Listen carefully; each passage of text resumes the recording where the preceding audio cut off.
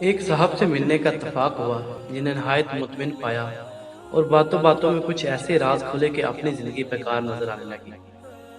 بولے کہ بہت زیادہ امیر آدمی نہیں ہوں، مگر ہر وقت گھر میں چھوٹی پانی کی ڈسپوزیبل بوتلیں رکھتا ہوں، اور گرمی کے موسم میں جب بھی باہر نکلتا ہوں تو 2-3 ٹھنڈی کی ہوئی بوتلیں ساتھ رکھ لیتا ہوں، اور منزل تک پہنچنے ہی ہوئے راہ چلتے سائیکل سوار، کسی دھوپ میں کھڑے چوکیدار یا مالی وغیرہ کو پکڑا دیتا ہوں اور ان سے آسمان کو چھونے والی دعائیں لے لیتا ہوں۔ بازار آتے جاتے 1-2 شوارمے خرید لیتا ہوں اور کسی مناسب شخص کو جو اس کا حقدار ہو اس کو پکڑا دیتا ہوں۔ مسجد کے پیش مام کا جس دکان میں ادھار چلتا ہے وہاں اس کا پچھلا کھاتا مہینے میں 1-8 دفعہ کلیئر کر کے آتا ہوں۔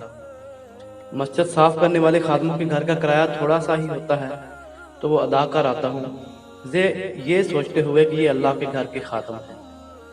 علاقے کے میڈیکل سٹور والے کو کچھ رقم دے آتا ہوں کہ غریب دہاڑی داروں سے نفع لینے کے بجائے اس رقم سے لے لے اور انہیں دوائی مناسب قیمت پر دے دے۔ بچے چھٹی والے دن باہر کا ناشتہ لانے کو بولیں تو آتے ہوئے 2-4 حلوہ پوڑی ایکسٹرا لے آتا ہوں اور راستے میں کسی کو دے دیتا ہوں۔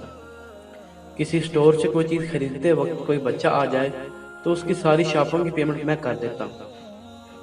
یہ سب سن کر حواس جاتے رہے کہ یہ تو آسان اور سستے سے کام ہے۔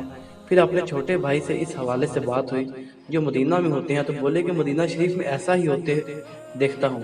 روز تو بدن سن سا ہو گیا کہ ہم روز اپنے حکمرانوں سے ریاست مدینہ کا تقاضا کرتے ہیں، کیا کبھی اپنے اندر کی ریاست کو بھی مدینہ جیسا بنانے کی کوشش کی ہے؟